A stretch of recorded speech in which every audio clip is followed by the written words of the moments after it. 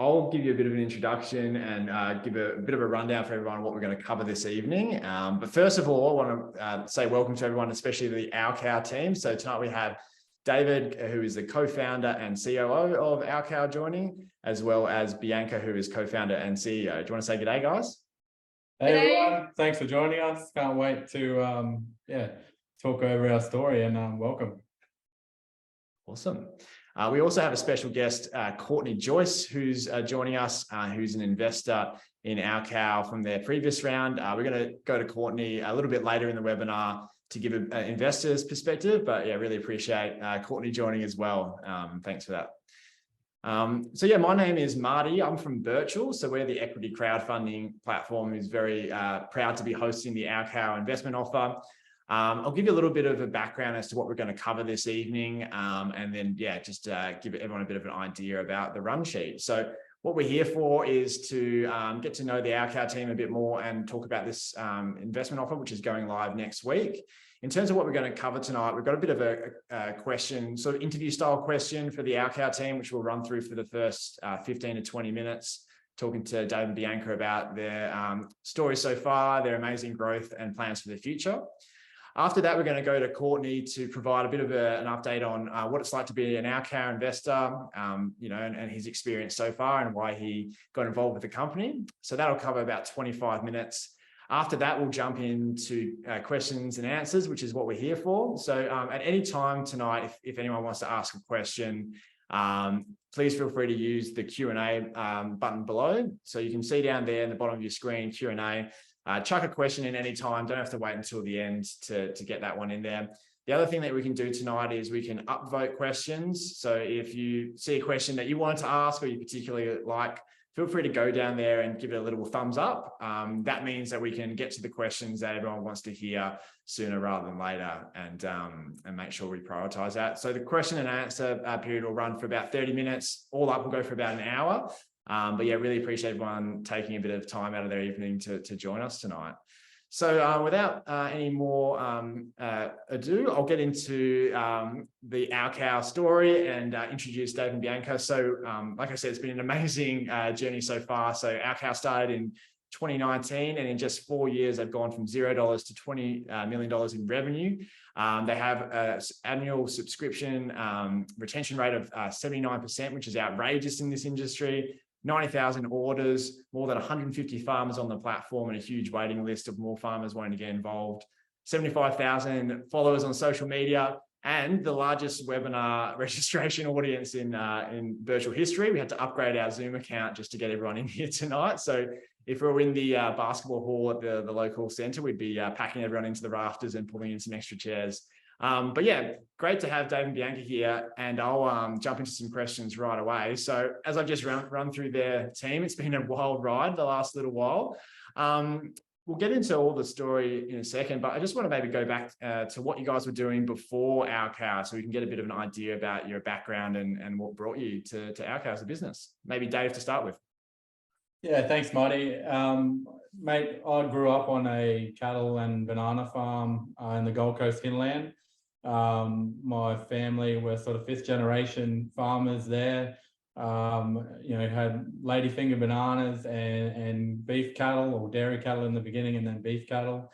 And then really seen when I was a kid how my parents went through just the ups and downs of the farming industry, I suppose. So, going through drought, market fluctuations, and then, just the supply and the demand that goes along with farming. And then, I love driving machines, so I ended up driving big dozers and stuff, and went to the coal mines when I was sort of 17, and then just worked my way up driving trucks and big dump trucks and dozers and drag lines and bloody rope shovels and everything else in the coal mines in central Queensland, and worked my way up through BHP for a while. And then really just wanted to get back to the farm. I had it in my blood since I was a kid, and really, wanted to get back there. So that's where Bianca and I met. So what about you, Bianca? Yeah, mine's story is not as exciting as Dave's. I didn't come from a farming background. Way more exciting, actually. I grew up on the beach, so I come from the coast, had no real idea about farming. I too went to the mines as well. I was working in like youth work and hospitality. So I worked with like disengaged young people when I was quite young myself, like trying to get kids to re-engage back in the community and get back to school and all that sort of stuff. And then I took a job up in the mines as well. So I was an operator out there.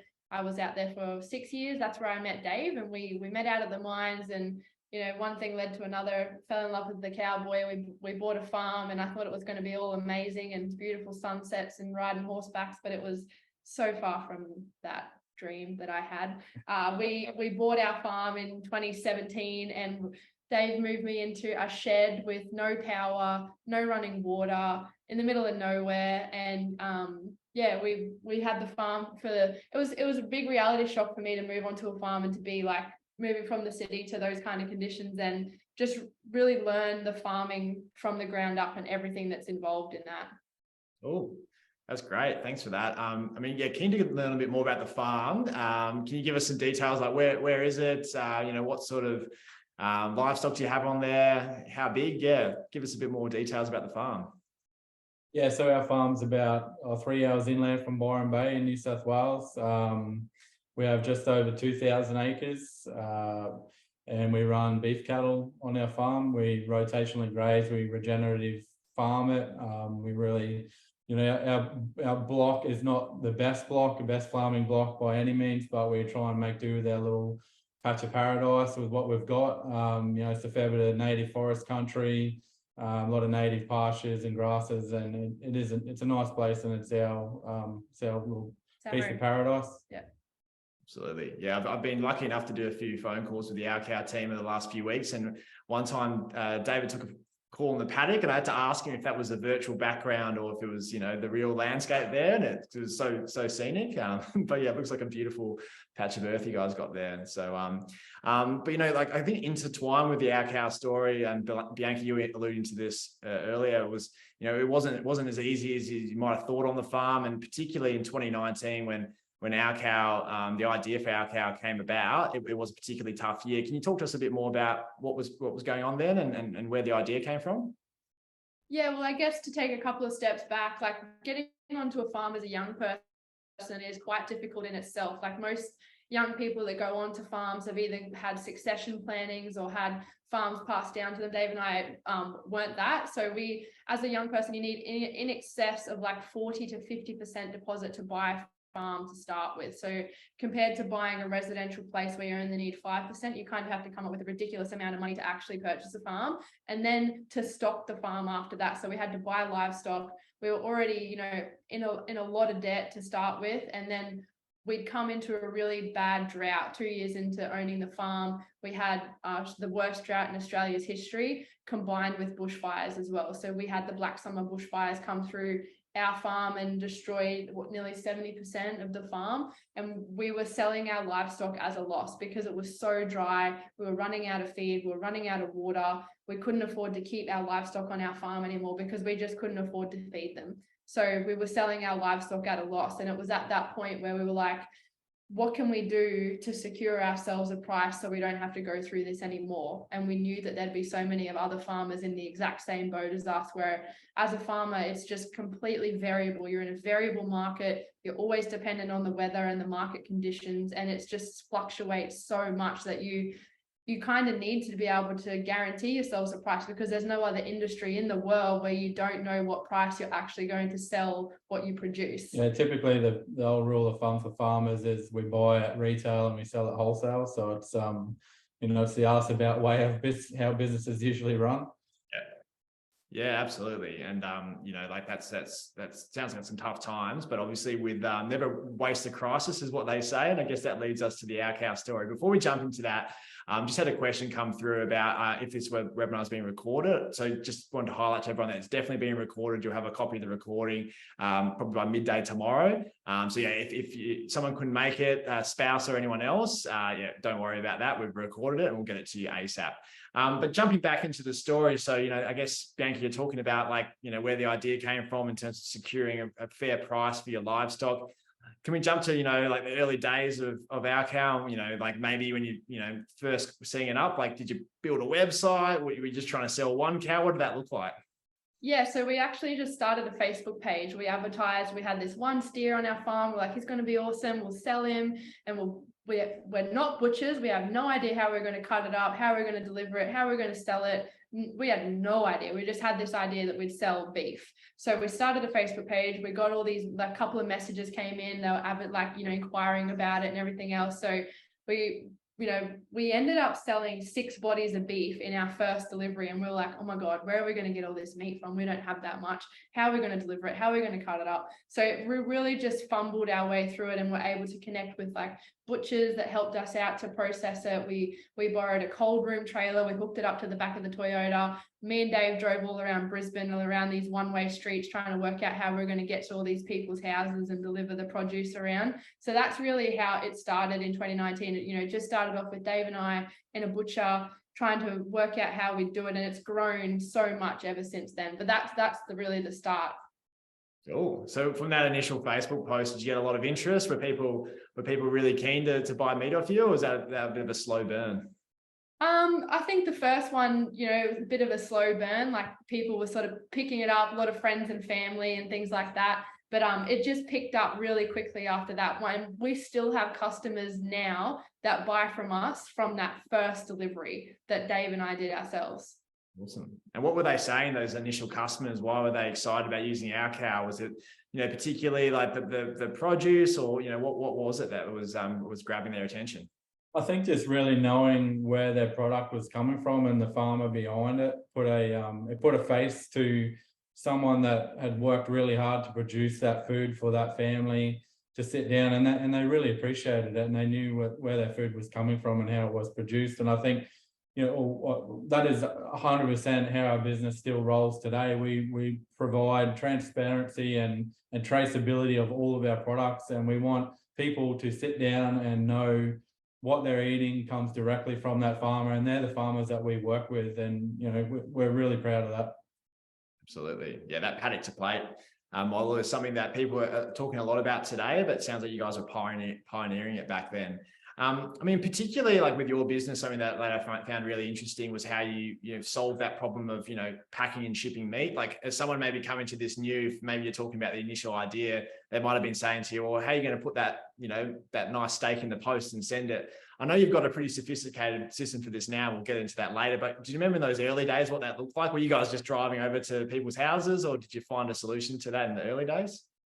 Yeah, we used to drive. So we had a clipboard, and we'd get everyone's address, and we'd work out, okay, this is where we're going to start and this is where we're going to finish, and how we need to get to all the places around. So yeah, it was literally Dave and I in the car with a generator strapped on the back of the ute and a trailer, and we drove around everywhere. Highly illegal. Yeah. Highly illegal with a generator on the back of the ute. Yeah, got to solve those problems one way or another. That's great to hear. Cool. Okay, so it sounds like those initial movements you were making were getting some good traction. Like, when did you guys start thinking that this could be a bigger business than just selling your meat? Was there a particular moment there where you thought wow, this could be something more, or did it kind of happen gradually? Yeah, like it was basically, we knew that there were so many other farmers out there that were in the exact same boat. From my experiences as a kid, my family lost the family farm due to being into drought and having to sell at a loss, and like the banks pretty much come and took our farm. And it was basically from that experience that we knew that there needed to be a problem that needed to be solved. Like, the livestock industry has worked the same in Australia for the last 200 years, and we needed to solve a problem and offer another market to farmers to sell their produce. And it wasn't about just Bianca and I selling our own product and rolling around in hundreds of thousands of dollars and thinking that we'd killed it. Like, we wanted to have an impact on the world and what we were doing, and make a change in our farming game, and provide product to customers, I guess. Absolutely. So I guess you guys had that perspective as farmers, being on the other side of the equation and knowing how tough it was. Do you remember when you were chatting to farmers initially about this, the first farmers that you were bringing on board? What were they saying about it? Were they a bit unsure, or were they keen to dive in? We definitely had a few farmers that were unsure, but we had a few key guys that come on with us as initial farmers, and they knew the exact same problems. Like, we weren't telling them anything that they didn't already know. They thought that we were idiots for trying to take on the whole supply chain, what was going on in the industry. And but I think that we're young, we've got a bit of drive and plenty of energy, so who else is going to do it, really? I think as a farmer, every farmer has probably once in their lifetime thought about selling their own produce somewhere along the lines. It's this, And a lot of people do it too. Yeah, there are a lot of other people that do it, but I also think, farmers are good at farming. They're good at growing cattle or growing livestock, growing crops. They're not probably the best at marketing and packaging and logistics and delivery and all those other things. So what we've enabled our farmers to do is just continue to farm, to continue to do what they're really good at, and let us handle all that stuff, because we've kind of got it worked out. So, our farmers are happy just to continue farming and then let us handle that. And they're really like knowing that there's a family in Australia sitting down, actually enjoying the piece of meat that they've produced off their farm, and they know where it's come from. Absolutely. That's great to hear. And yeah, it sounds like you guys have, grown massively. So let's get into like the growth stage of the business. So, you get some initial traction, it's all working really well. Going from, doing this operation on your farm and then taking on other farmers' produce, was there a big step up in terms of what you had to do from an operations perspective? I imagine it gets a bit more tricky from a logistics perspective to start taking on other people's produce. Can you walk us through how you solved some of those challenges? Yeah, logistically, it was a hell of a lot of process to set it up, like shipping refrigerated product from a regional town to a metropolitan area to a customer delivered to their door. It was, logistically, it was a hell of a lot to set up, but we wanted to bring those other farmers in initially. We just started off slow. We had farmers approaching us about it. We after our first initial butcher that got us to a point, he couldn't take on our work anymore. He said, look, you guys are getting too busy to do my work and yours. So we ended up leasing a little facility that was shut down, a little butcher shop, and we kept it as like a dark store. We didn't open the front of it to the public. We just basically processed our product in the back of it, packaged it, and then we distributed it from there. And then, it got too big for that facility as well. We're punching through some serious volume. This is when COVID hit in 2020. We shit ourselves, like we'd seen so many orders come in, like to see our website ticking over at like an order a minute was really scary, and it was fun at the same time. We worked a lot though, didn't we? Yeah. And I think like to start with the farmers, like Dave said, we only started really small. Like we'd only take 1 or 2 carcasses, and we didn't want to overcommit to the farmers. Like we knew we'd get to the point where we could take more, but it was kind of the early days were probably a little bit harder than what it is now, because we could only take like 1 or 2, whereas now, the volume has brought a bit more ease to the business as well. But it did just start out, we just didn't click our fingers and we're here. Like we really just took small bites and continued to grow into the company that we are today. Awesome. And thanks everyone for the questions that are coming through. It's really great to see. We'll get to them in a moment, but keep them coming and keep upvoting the ones that you want to get to. We'll be there in a second. So one of the things that jumped out at me in terms of the statistics for our cow is this 79% customer retention rate. So, like especially for businesses that, work on subscription models like yours, this is a retention rate that a lot of businesses would be envious of. So can you talk to us about the customer side of things, and, particularly how you, go ahead and you find someone, but then not only find them, but then keep them in the Our Cow community long term? I think it starts from the very start, which goes to the livestock that we purchase and the farmers that we work with. We're not just working with any old farmer. We're looking for the very best farmers in Australia. We are sourcing the best quality meat produce that you can possibly find. And I think that's where it starts, is once our customers get to taste it, they don't want it, they can't go back, they've tasted how good it is. And somewhere along the lines, we've always said someone somewhere has had some sort of tie to a farm once upon a time. They might have had an uncle that had a farm or something, so they kind of know how good farm quality produce can taste, and that's what it reminds them of. Like it's kind of a nostalgic thing. They know that they're supporting farmers. It's super convenient. The quality is absolutely amazing, and they feel like part of a community as well. Like I have to say, we have an unbelievable community of customers that are super welcoming. It kind of feels like a family, like we have our own private Facebook group. Our customers actually get to know each other. We've had customers turn up at our farmers' places before. There's been really beautiful relationships that have been built between our customer base. So it kind of feels more like a community than anything. And the quality of the produce would have to be a big player of that too. Awesome. And yeah, shout out to all the customers that are on the call tonight. I'm sure there's plenty joining us tonight, and great to have you here. I guess like one other thing is on the customer front, like, you know, obviously now you're raising funds to just grow our cow and take it to the next level. Can you talk to us about how you find new customers? The other statistic I'll throw into this, it seems that your customers are growing around 12% a month, which is, again, amazing growth. You know, I guess maybe investors want to know if you're taking $1 of their money and using it on marketing. What sort of return are you seeing at the moment, and how do you sort of use that money? Yeah, we're obviously marketing. I'm sure everyone's seen our Facebook ads. And Sorry about that. Me and Dave always on Facebook and doing silly videos. I don't want to do it or get paid to do it. Sorry. Anyway, yeah, so we are marketing heavily because we think that we've got a really good product. Like we want more people to taste the quality of the produce that we're supplying. And I guess the other side of the coin is we have so many farmers that contact us, and we like ridiculous, and they all want to know how they can become part of the program. So it's kind of like the chicken or the egg. Like we have this huge waiting list of farmers.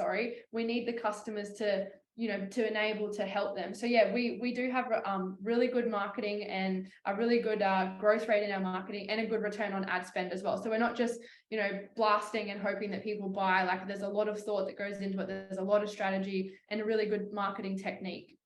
Absolutely. And yeah, Birchal, we can definitely reiterate that. We've seen what you guys are doing on the marketing front, and we've crunched the numbers, and it's really impressive.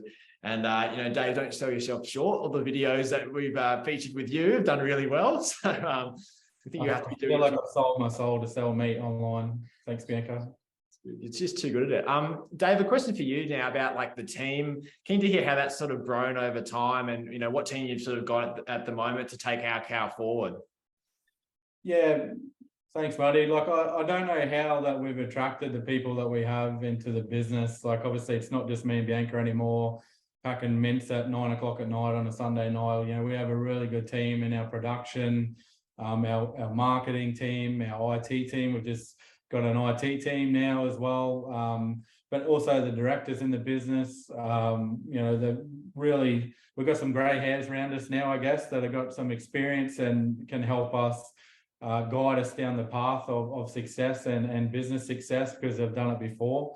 So, the people that we've attracted into the business, I think, I still don't know how we've attracted them. They just turn up and are willing to give us their advice and give back after they've had such successful careers in business. Awesome. Yeah, we've got all the details of the team on the Our Cow page. I think there'll be more details to come in the offer document that gets released on Tuesday, so stay tuned for that. I'm just going to whiz through a few questions here because I'm very keen to get to audience questions. I know there's plenty coming through, so we'll get there very soon, guys. Thanks for your patience. But it's worth sort of mentioning, Our Cow's obviously done another equity crowdfunding raise recently. 2.4 million roughly is what you raised there. I guess investors were probably keen to know how you put that money to use, and then that'll probably lead into talking about the plans for this capital raise. So yeah, do you want to talk to that, Dave, about what you used the other money for? Yeah, for sure. So we raised just over 2.4 million last year. Since then, the business has more than doubled in size. So we've doubled our revenue in just under 8 months, I think, or a bit over 8 months, I think it is now. Hell of a ride since then. We have spent the money on marketing, like we said that we're going to really take market share and to be the biggest online meat sales company in Australia. That's our goal, and that's what we want to achieve. So that's really what we've been spending cash on. We've also invested in machinery in our plant to make it more efficient.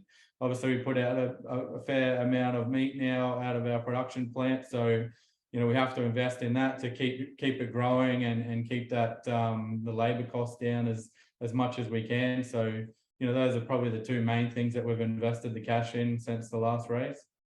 Awesome. And yeah, we'll get into more details about the plans for this raise as well. But yeah, you know, that growth rate is outstanding. And especially, I guess, in a market like people are probably saying, you know, this market, there's been a bit of news out there about some companies not doing particularly well, but the growth that you guys have had recently is pretty amazing. And, you know, it's in the media that you guys were able to acquire Volley, which is another startup in a similar space. So it goes to show, I guess, like your business model, the way you do things is stacking up. Last question before I throw to our special guest, Courtney, and then we'll get into some audience Q&A. So, you know, a lot of companies have big, ambitious goals and they put them down on paper as something to aim for in the future.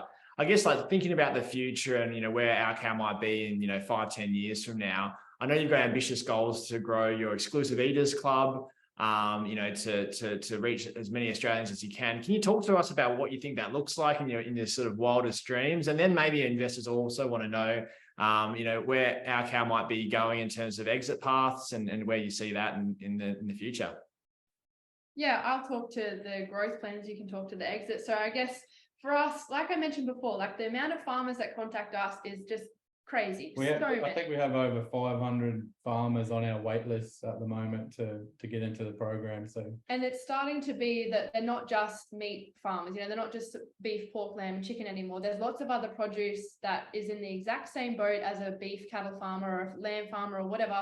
They're facing the same issues as us. So we really want to expand our product range and to have more farmers from more industries going and having access to customers exactly like what our meat farmers do as well. So we'd really like to expand our product range because we know from the information our customers have told us is they want more from us. They want the exact same product ethics, just in a bit broader range. So they're the kind of things that we'd like to be investing in as we go forward, is increasing our product range and really focusing on a faster delivery time as well. At the moment, it takes a couple of days to get a delivery to people, but what we're noticing, and it's probably been a really eye-opening thing for Dave and I, because we live on a farm, we live in the bush, so we live very differently to a lot of our customers in the city. Like me and Dave have probably got a month's worth of meat in the freezer, so we're ready if an Armageddon comes, we're sorted. But not everybody lives like that, so we've had to really learn how everybody else lives and what everyone's different lifestyles look like. So we're just understanding that people really want things faster. So that's one thing that we'd like to focus on, is more product and a faster delivery. yeah, definitely, and going nationally, and to be able to offer other farmers in, you know, regional Victoria a market to be able to sell their product direct to consumers, you know, through us. Like we want to be able to have local people eating local food, connect with their local farmers nationally. So that is our plan going forward. You know, we're really excited about it, and you know, we've got some big things coming up this year, so we're really excited about it. Awesome. Yeah, and so much has already happened. We're only, like, you know, a month and a half into the year. Like, you know, you've released seafood as a product range on your platform. It's a lot happening. So I guess now is a great time to jump into the questions, and thanks again everyone for all your questions. It's like 68 so far. So again, with the upvoting, try and upvote the questions that you're really keen to have answered, because that's how we're going to prioritize. I don't think we'll have time for all 68, and a few that we've already answered now I'll tick off. Before we do that, I want to introduce our special guest, Courtney Joyce, to come in and say a few words. So Courtney was an investor in the last Our Cow campaign, and Courtney, just keen to hear from you, maybe going back to when you did your investment, when you first decided to invest in Our Cow. What was the things that jumped out at you about this company that made you want to invest?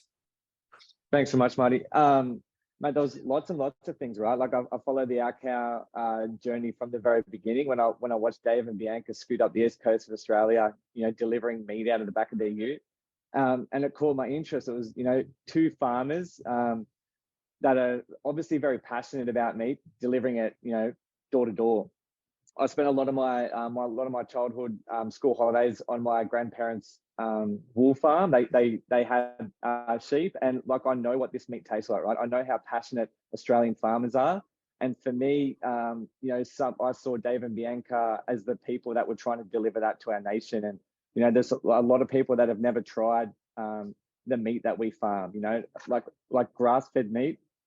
It's a different product, right? It's not the same stuff you get in supermarkets. So that was the first thing that really jazzed me up and wanted me to get on board. And their growth, their passion, especially in them early days, was a no-brainer for me to get in early.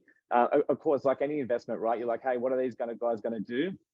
Still a relatively new business, and it still is. But that's the thing that excites me. Like the thing for me is like, I'm passionate about trying to compound my investment, right? Like these guys are compounding at a very appealing rate for me as an investor. I love this country. I love Australian farming. I love being able to support Australian farming, and I've never been able to do that in a company before like our cow. So that was one thing that was huge for me, right? Being able to support farmers, and secondly, being able to supply and educate my children around food. Okay, like I want my kids to know where food comes from. I want my kids to know like what this food is and where it is, and being able to point to a face on a packet and explain to my kids that this beef or this lamb or this pork come from this person's farm. We can point to it on a map. There's not another product or business in this country that we can do that. So yeah, for me, I'm really passionate about our cow, and I'm super excited to see what they can do over the next 5, 10, 15, 20 years. Cool. Thanks for that, Courtney. I mean, one more question before you go, but it's great to hear that, you know, you've had that experience in terms of backing a business that you were really excited about and you aligned to their mission. And I suppose that's the thing with equity crowdfunding, is that now, you know, investors, like everyone on this call, has that opportunity. You can get in at the ground for businesses that are growing and doing things that you want to see more of. Before we let you go, Courtney, one more question. In terms of like, now that you've been on board as an investor for a bit of time, like what's impressed you about the way the team runs the show? And what have you sort of seen stand out from that perspective? Their passion, right? Like we've been on this call for half an hour, and anyone that doesn't know Dave and Bianca, like they're very, very passionate and very driven. You know, like they've got massive goals. And for me as an investor, like that's what I want in the guys that are steering the ship. Right? They've been able to acquire and build an amazing team, not only in their plant, but with their board as well, right? And Dave mentioned before, he's not sure how he's attracted these guys.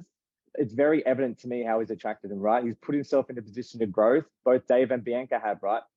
Like a magnet. It's hard not to be around or not want to be a part of it when you know that you can help this business. Awesome. Well, thanks so much for your insights tonight, Courtney. Really, really special to hear from an existing our cow investor. And yeah, appreciate you taking the time to join us. Thanks so much, guys. Thanks, Courtney. Thanks, Courtney. All right. So now we're going to jump into some audience questions, and thanks again for everyone who's asked them. I'll prioritize the ones that have been upvoted the most, and also I'll just flag the ones that we've sort of answered already in the presentation so that we can kind of work through them. So Josh has asked a question here about the exit plans in terms of, you know, either listing on the ASX or selling to a larger food company. So I think, Josh, you're pretty much spot on in terms of the two main exit paths for businesses like this. And I think Dave alluded to earlier in the answer about the plans for our cow's exit strategy, but I think you've hit the nail on the head there about the two options. So thanks for your question there. Georgina's got one here about will there be dividends eventually, or is it the investment just in order to help the business continue? So if you're a part owner with no dividend, you know, you're not listed on the stock exchange. I'll add a little bit of context just from what we see with businesses at this stage, but I'm sure Dave and Bianca have something to add to this. So obviously with a private company that's in a growth stage at the moment, like our cow, you know, putting the money back into the business makes a lot of sense, right? Because they're just growing the business. So it's very rare for private companies who are growing to be paying dividends because, you know, they're not Telstra or, you know, the bigger companies. So they're still growing. And like Josh alluded to earlier, the plan is to hopefully one day exit either by being bought by another company or listing on the stock exchange. But, you know, Dave and Bianca, do you have anything to add to that in terms of the sort of business that you're looking to create here? Like, it doesn't sound like it's a lifestyle business that you guys are just sitting back and, you know, wanting to put your feet up eventually. It seems like you guys are pushing hard for a big result. No, like I said, Marty, before, like we're young, we've got plenty of energy. We want to disrupt an industry that hasn't changed much for the last couple 100 years. And I guess the money that's utilized into the business is used to grow. So we want to get to that 300 mil revenue mark relatively quickly. And that's where our focus is on at the moment. Getting to that stage obviously takes some money. Like we've got inventory, machinery, marketing to get to that point. So, you know, potentially if there is lots of profits in the business at that stage, yeah, there could be dividends paid out. It's up to the directors' discretion though, but typically we are using that money for growth to get to that mark. So when the business becomes liquid, I guess when your shares become liquid, that's when you'll receive the payday when, like Marty said, either when the business gets acquired by a bigger company or we list on the ASX, you know, whatever that may be, that's when you get your dividend. Yeah, and obviously that's the plan. Obviously, there's no guarantees in this world, but that's what they're pushing for. So thanks for your question there. In terms of another question here that's at the top of the list now from Josh again. Thanks, Josh. Got a couple of good questions here. Josh is asking, how has the first shares release performed? So I guess that's maybe referring to the other equity crowdfunding campaign that you've run. Do you want to give a bit of an update as to sort of what's been in the mix for those shareholders?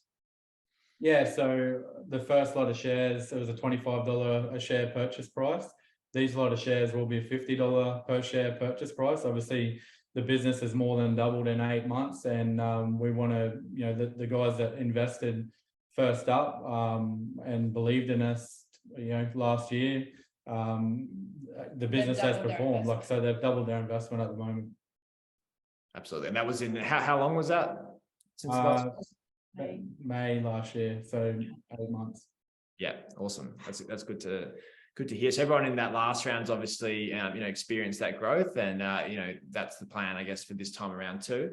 Cool. I'm just working through some more questions here. Got a couple of questions that sort of relating to more kind of regulatory government stuff. You know, Janine's here asking about the impact of like net zero and climate change policies, which I guess is probably something that the Our team probably doesn't have heaps to add there. Another question here from Helen about Butcher Crowd. Is Butcher Crowd a direct competitor? And if so, what's the difference between Our Cow and Butcher Crowd? Yeah, I guess we have a few direct competitors that are in the mix. You know, I think those guys, one of them, aren't they? Yeah, pretty sure. I don't really know much about them, but there is a few people that are selling online at the moment. You know, there's always going to be competitors in whatever industry. It just makes us better, makes us stronger. You've got to have competitors. I think we're at the front of the queue at the moment, and yeah, competitors make us stronger. Absolutely. Thanks. Yeah, that's good to hear. I mean, yeah, like there's always going to be competitors and copycats out there, but you know, the things that you can't copy, I guess, is what you've spoken about you know, the customers that love you and the retention rates, and also the farmers that are queuing up to get involved. So Bianca's marketing seems to get copied a fair bit as well, doesn't it? I think so. Can't copy to the copy, to the offer. Must be going good. Yeah, that's it. I mean, yeah, if you're getting copied, you know you're doing something right. Vanessa's got a question here about does the company have any debt?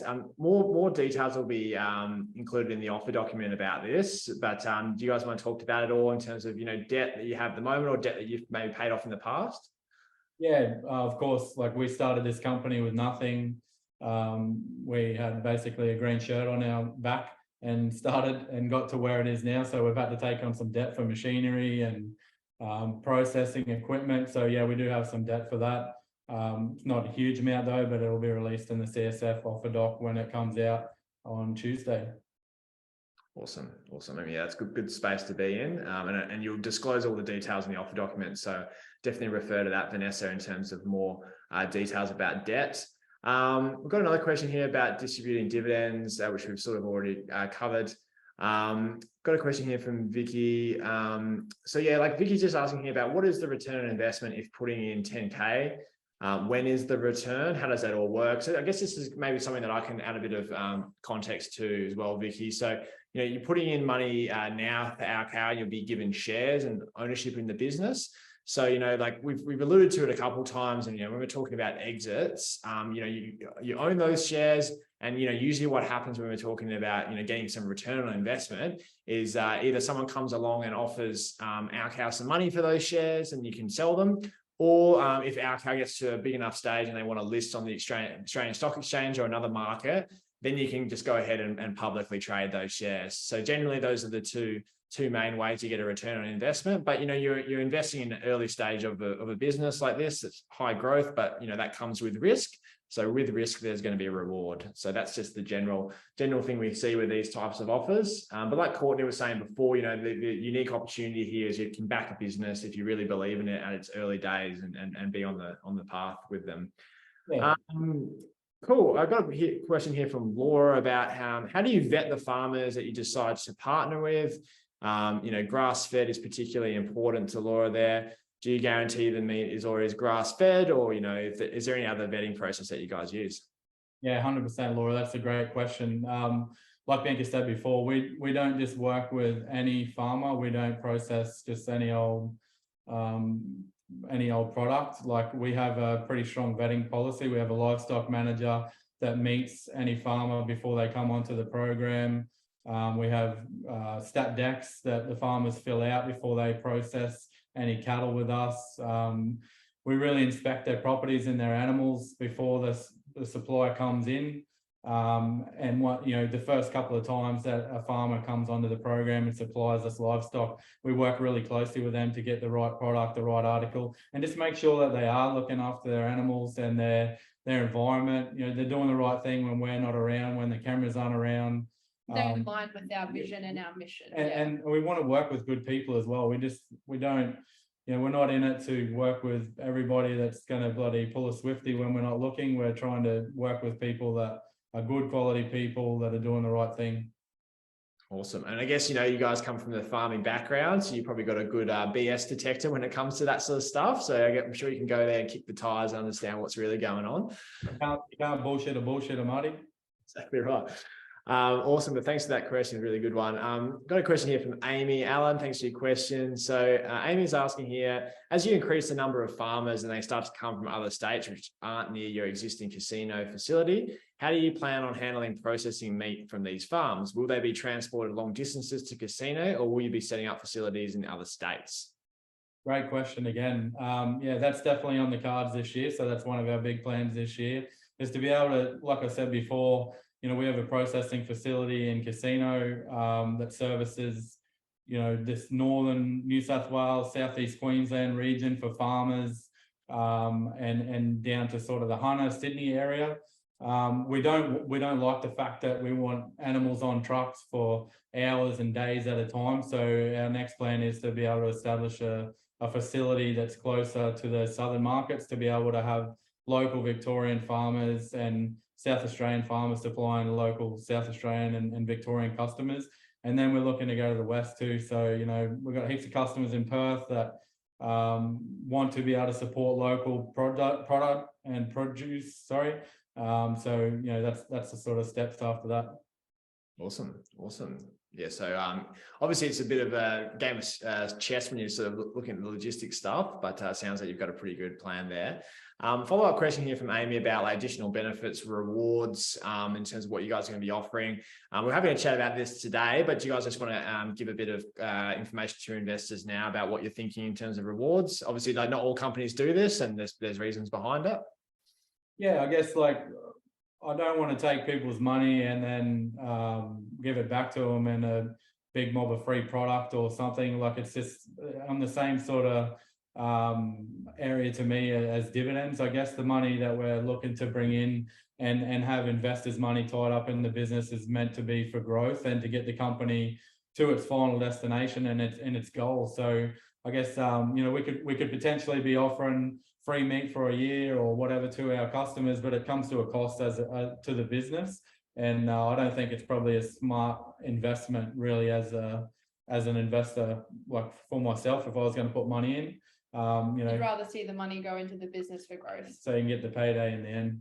That's what our thoughts are anyway. Keen to hear anyone's thoughts on that, but that's sort of what we're thinking at the moment. Absolutely. And more details will come out on Tuesday for this, but that sounds like you've got a pretty good plan with your use of funds. And at the end of the day, I guess you're offering potential shareholders a share of the business, and don't think you necessarily need sweeteners for that. Although we do love the green shirts, I hope you can maybe put them on the website as another product line. Some shirts, maybe. We'll ask the marketing manager. There you go. See if we can whip some of them up. Nick Baker's got a question here about how much money you're looking to raise and what are you going to use the funds for? So obviously more details will be in the offer document on Tuesday, but yeah, do you want to give a few more details on that, team? Yeah, so 2.62 million is what we're looking to raise this round. So basically the money's going to be used for growth and accelerating our growth, like Bianca said, into more products, more product ranges. So imagine if you can wake up in the morning in metropolitan Sydney and be able to drink milk that's come straight from a dairy farmer out of the local area and have it delivered to your door that morning for your children's cereal, you know. So that's the sort of place that we want to go down to. We're looking to use the investment, you know, we want to become the Amazon for fresh food in Australia, basically. So if we can help local farmers to supply local markets, and we can help farmers out get towards those customers, that's what we want to do. Awesome. And yeah, that's a great mission. I'm sure like all the customers on the call now can really appreciate that. And I guess, you know, plans are to get more people on board. I've got a question here from Braylon about, you know, just personally, like, or, you know, as you know, founders, what is your biggest fear for the business? You know, i.e. the largest risk? Like what's hopefully not keeping you up at night, but what's on your mind? For me, like, I guess, probably the main thing that I want to get correct is obviously our quality assurance, and we've really invested in headhunting a top quality QA manager. We are in the food business, you know, so we have to make sure that that is 100% correct. We're at the export level of food safety and compliance, so that's a challenge in itself. It always has been. Logistics is always a challenge, but I'm really confident that we've worked that out. But yeah, I think, you know, from a founder's perspective, that's probably one thing that is a risk. What do you think? Yeah, I don't think there's there's nothing major that keeps us awake at night. It's probably, you know, growing is something that we're super hungry for. So the fear of not growing, you know, we want to put everything into growth and everything into market capitalization, and just to make a difference. Like we see how many farmers want to be a part of our program, and we know that we're onto a good thing and we can make a difference in the agricultural industry. I think, yeah, like Bianca said then too, I guess that's a fear of ours is failing on our farmers and our customers' behalf. We don't want to do that. You know, we've got a really a big drive and a passion that we want to make sure that the people that are on the program, that are purchasing the product, that are supplying us from a farmer's perspective now, we don't want to let those guys down. And we want to, you know, we want to make sure that we can help the climate and help the animals by what we're doing as well.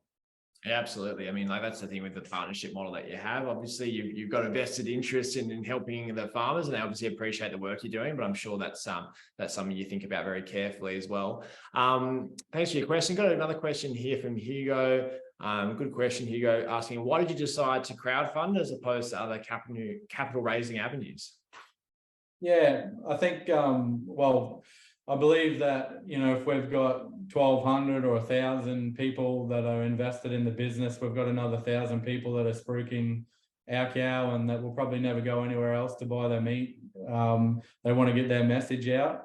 That's obviously one reason. The other reason is, I guess, is being able to have some flexibility in the direction of the business. So making sure that if we need to move quickly and move on a market, we can do that.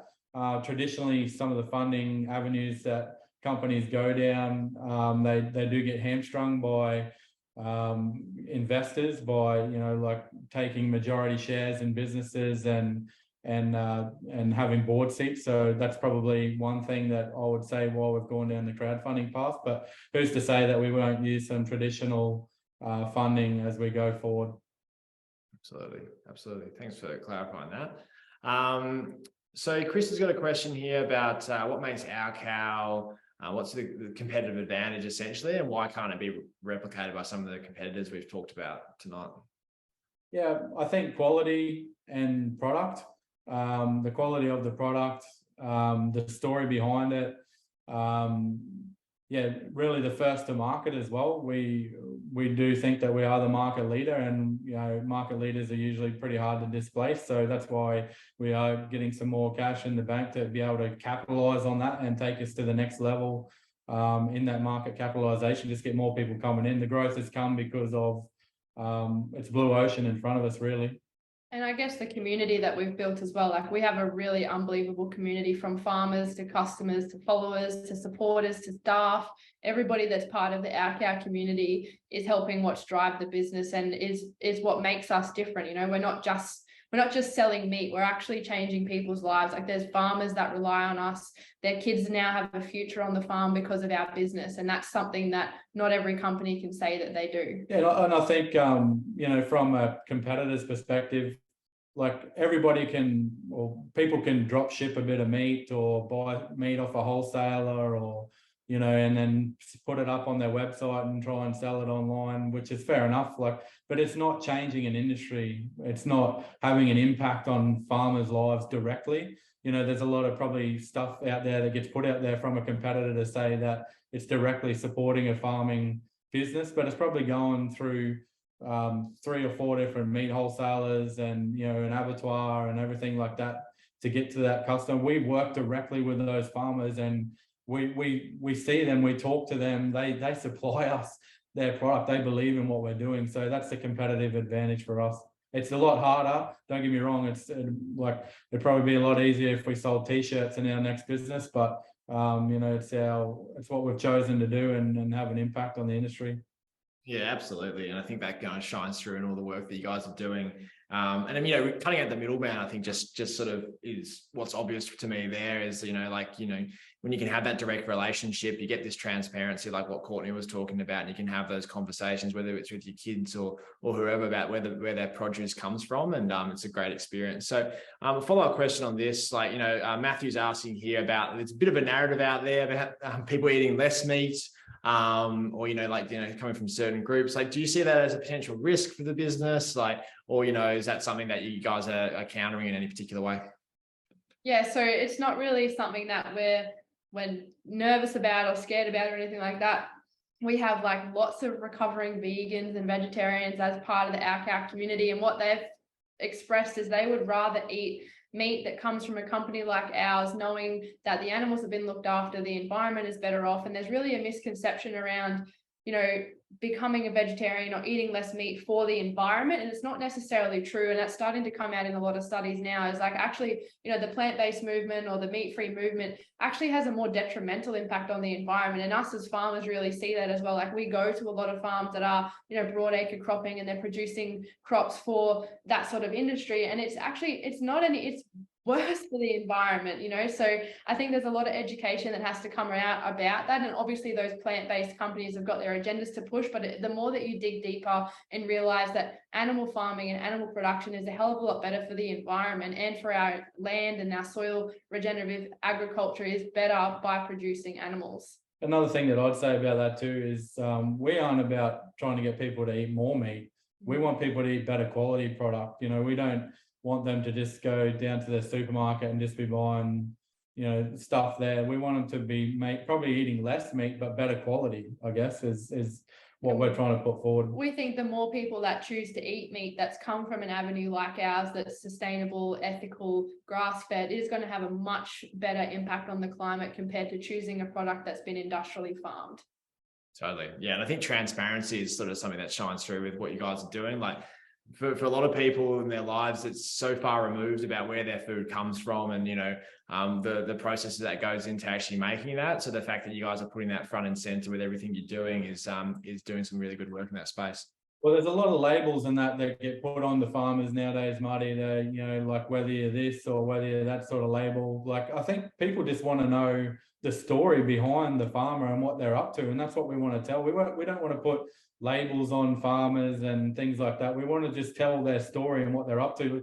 We've got guys that, you know, we were having tea with one of our farmers last night, and he's had a soil test done yesterday that was like, you know, from a biologist that had never seen biology like he'd had on his property. They'd been regeneratively farming for 80 years, but no, he hasn't got a label on that. Like, that's just what his family have been doing to make sure that their land and their environment is looked after. So that's what we want to try and provide, and tell those good stories that are happening in agriculture. It's not all bad, you know, like the live export boats and all that sort of stuff. It's there's plenty of good stuff that are happening, and I wish that, and we want to provide that to people that are living in a different environment. If they're in a high-rise building, we get to see some of this good stuff that goes on all the time, and if we can provide half of that to city customers, we're doing a good job, I think. Absolutely. And just a bit of a follow-up question here. And again, like, thanks everyone for your questions. We've got 117 questions open at the moment, so there's no chance we're going to get they'll be in bed by then. But we'll try our very best. We'll maybe go for like a few minutes later than we'd planned, just to try and get through a few more. But again, thanks everyone for your questions, and we'll try and whip through a few more. Anthony here has asked, just harking back to your point there about like, what's going on in the agriculture industry, and, maybe farms that have been, in families' hands for a while and thoughtfully looked after. He's asking here about, the stuff that's going on in terms of international people buying up big cattle yards. Is that something you see as a risk to your business? And also he's asking here, like, what if local butcher services start doing something similar to what you guys are doing? Do you think that's a risk as well? The first point around, big multinational companies buying a lot of farmland, I see that as investors are putting money in to agriculture because it's a growing industry. Land prices are skyrocketing. That we've just come off of record cattle prices and sheep prices probably the last couple of years after the drought. So, of course, they're going to try and put some money in to grow their investments. But it's multinationals are in and out, super funds are in and out of agriculture all the time. It's it's a boom and bust cycle. We want to work with family farms that are producing good quality livestock, that have a great story to tell and that are doing good things. So that's our type of farmer. On the second front, I think, local butchers producing, like doing paddock to plate or whatever, I'm happy for them to do that. Most of them nowadays, they're not blanketing everybody, but a lot of local butchers are buying in a lot of carton meat, basically, and it's very hard to have traceability of that carton meat because it's coming from a major abattoir. So I don't know. Yeah, it's a possibility. You're always going to have competitors, and if everyone's prepared to have a crack and work as many hours as Bianca and I have, go for gold. Yeah, absolutely. I mean, we still love our local butchers, but I guess the service you guys are offering is in a different class. Definitely go to your local butchers rather than the big supermarkets if you're buying meat. I heard someone the other day say, Our Cow sounds like when you have a subscription to Our Cow, it's like you win the meat raffle every week at the footy club. And I think that's a pretty good way to sum up the service you guys offer. I've never won the meat raffle. I'm looking out for the day that I do. But just a question here, and there's going to be more details here, Jordan, in the offer document. Jordan's asking about like how you've decided the valuation for your shares. Obviously, there'll be heaps more details in the offer document, but do you want to give us a bit of an idea about the methodology that you used and how you approach this? Yeah, for sure. Great question. Do you want to answer that, or you want me to? Oh, you go. You're on a roll. Oh, I don't know about that. Have a crack, mate. Come on. Tell me to get off the stage. You're right. I'm on my bandwagon at the moment. Here you go. I think, like, the valuation of the business. So last time we were at a 3x subscription multiple for our business, and this time we're at the same multiple. So it's three times our annual reoccurring revenue of our subscription customers. So every month we get that revenue that comes through the door, and that gives us our ARR, or annual reoccurring revenue. We also have once-off customers as well. That's probably about $5 to $6.5 million a year that we don't take into account into that multiple, into that valuation. So I think that our subscription multiple on our revenue multiple, on our subscription is pretty fair, and taken into account our growth in the last 3 to 4 years. Awesome. And yeah, there'll be more details in the offer document, but that's a pretty standard way for coming to evaluation, and so details will be in there. So another question that's already been answered about share price, I'll skip over that one. Katie Bishop here is asking, just in terms of logistics, do you guys use your own delivery drivers, or is this outsourced to a third party? And if it's outsourced, how reliable is the service? Yeah, so it is. We work with a couple of different courier partners to help us deliver our freight. And, considering the volume that we are dispatching, I'd say that they're pretty reliable. Like we deliver a lot of cartons every week, and 99% of things are pretty good. So yeah, we have a metric that we work on is our DIFOT, so delivered in full on time. And it's over 99% every week. So we're really happy about that. Awesome. Mark's got a question here again, just coming back to like the share price. I think this is probably something on a lot of people's minds, so we'll touch on it again. So Mark's asking about the new share price. Obviously, he's saying here like double revenue doesn't mean double profit, as there's increased costs of scaling in some instances. Return for the first round of investors is good, but presenting good value for the second round is also important. So I think here, you know, like maybe worth talking about like the strategy of like a growing business like yours in terms of, you know, getting after market share as well, and how that's sort of tied into your plans. Yeah, good question as well. I'd say to that, you know, we're not here to have a business that's growing at 5% year on year, that's going for 35 years, and Bianca and I are, you know, profiting however many percent each year, and that's how it's running. We're at the moment, we're chasing, our strategy is on growth, and we're looking towards that. So we're trying to get to that 200 mil revenue mark relatively quickly. So, you know, the liquidation of a investor at this stage, we're still early on in the business. So, you know, there is still some really good return on investment at the moment. Cool, thanks for that. This is a question that's come up a bit, and I'll get to it now. And the reason we haven't gone to it is because I'm not too sure how relevant or what our CAD team can answer here. But Laura's asking, can you advise on your stance on mRNA jabs? I'm assuming this is for the actual cattle as well. I think there was a question before about this, like, is this something that's going to be coming up in the industry? I think some people are concerned about it. I don't have heaps of background on this, but I don't know if you guys have got anything to add, because we've had this question a couple of times now, so I don't want to ignore it. So of our customer service girls. Yeah, we get hammered by it at the moment. There must be something going out in the media about it, but what I'd say to that, so there's no foot and mouth disease in Australia. There was a lot of media attention around foot and mouth disease, lumpy skin disease coming from Indonesia. Australian biosecurity has done a fantastic job to keep FMD, both of those diseases out of the country. So there's no vaccine even formulated for FMD or lumpy skin disease for cattle, and no cattle in Australia have been vaccinated for Despite what's in the media, like us being farmers, we would be the first people to know if we needed, or if it was a requirement for us to vaccinate our cattle against a disease that doesn't exist. So it does exist, but not in Australia. So there is no laws, there's no requirements, there's no legislation that any farmer needs to vaccinate their cattle against those diseases. You can understand people's concerns though, because you know, around that, but yeah, like Bianca said, there's no FMD, lumpy skin disease in Australia, and there has been no vaccine formulated to mandate any farmer for injecting livestock with that vaccination. Despite what's in the media. Yeah, despite what's in the media. There seems to be a lot of talk around that at the moment. Yeah, well, it sounds like you guys are across that, and I guess, you know, I guess some people are interested in knowing, so it sounds like you're going to be able to keep people in the loop about that moving forward, but good to hear that you got all the details there. And again, I think we'll go for another 5 minutes, everyone, because I don't want to take up everyone's evening here, but then obviously the recording will be available. There's still time to chat with the Outcow team before the offer goes live, but yeah, really appreciate all these questions. Still got 120 outstanding here. So I'll get to a couple of the ones that have been upvoted here. We've got a few people just giving shout outs, which is great. I'll get to them at the end as well. Got a few more questions here.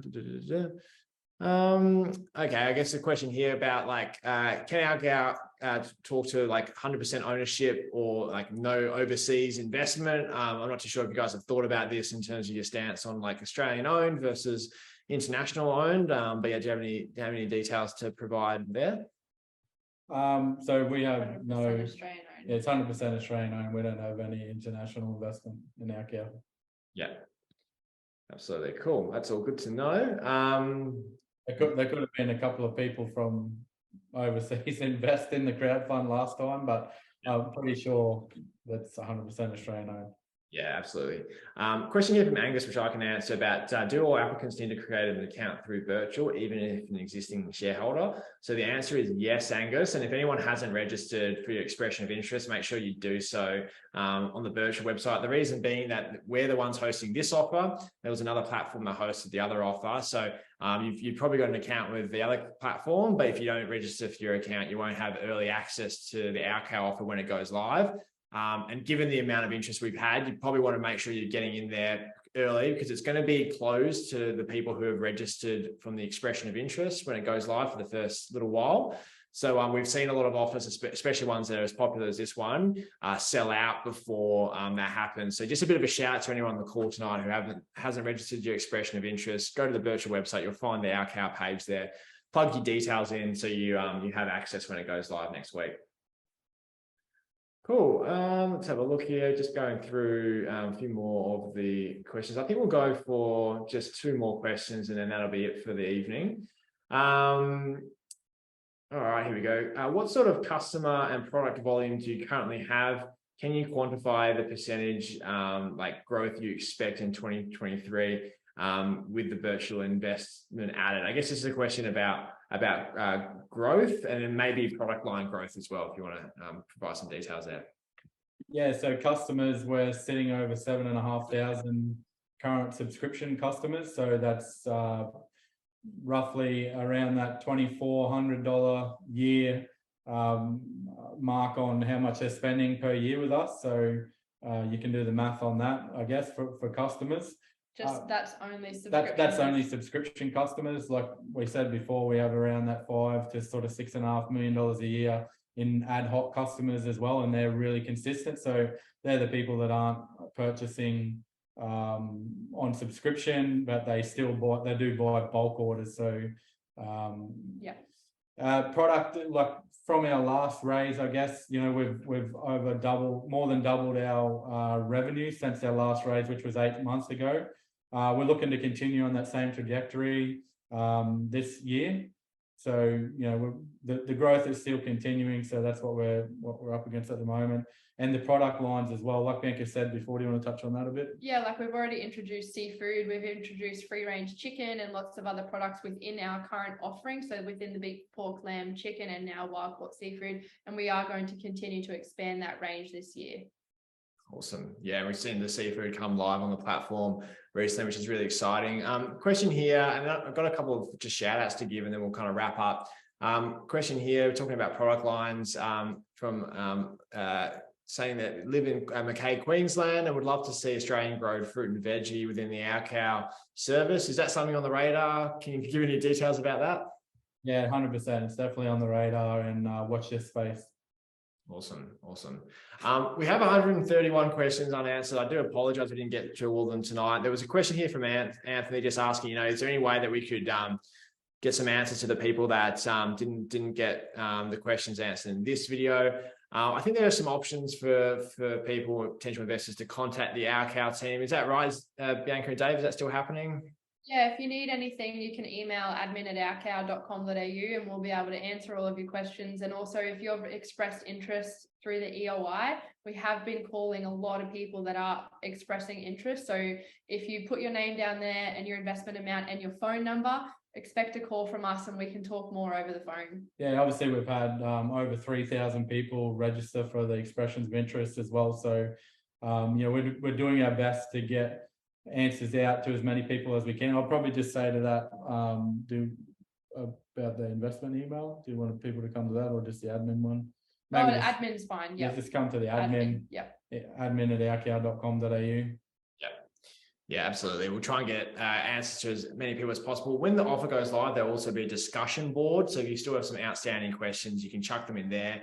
The Our Cow team can go ahead and reply, give some answers, and then everyone can have a look at the answers too. So that's another option for you. But obviously, yeah, just got to keep in mind that there's a lot of interest, like the team have said. So we'll do our best to get to you before. But just in wrapping up here, I just want to give read out a few of the shout outs here, because there's a lot of love for Our Cow on the call. So Georgina's saying, not a question, but a huge thanks to Dave and Bianca for starting this business and providing great products for us townies.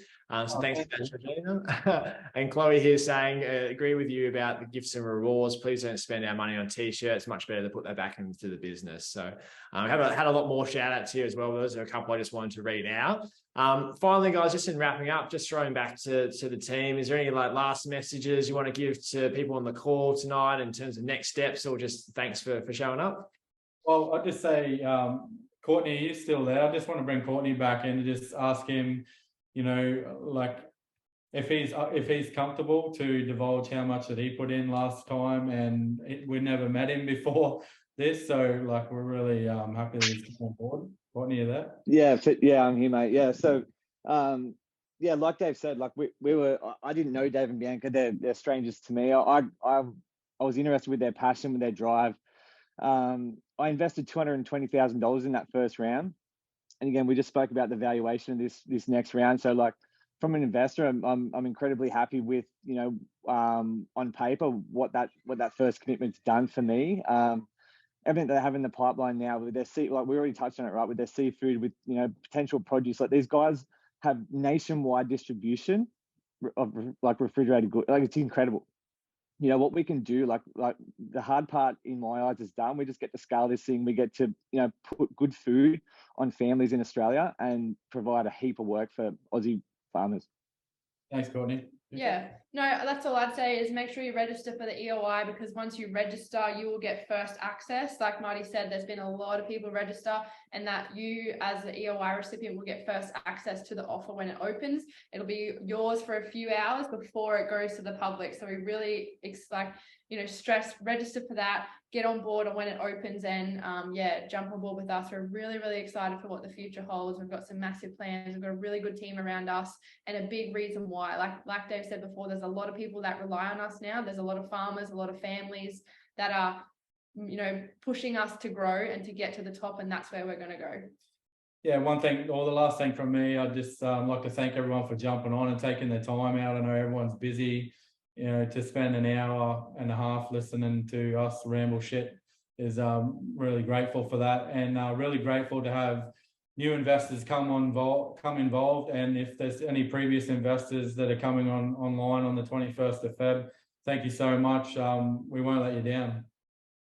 Yeah, awesome. And yeah, thanks to you guys for a great chat tonight. It's a lot of energy around this offer. I really appreciate everyone who's shown up. Like, all the questions we got are amazing.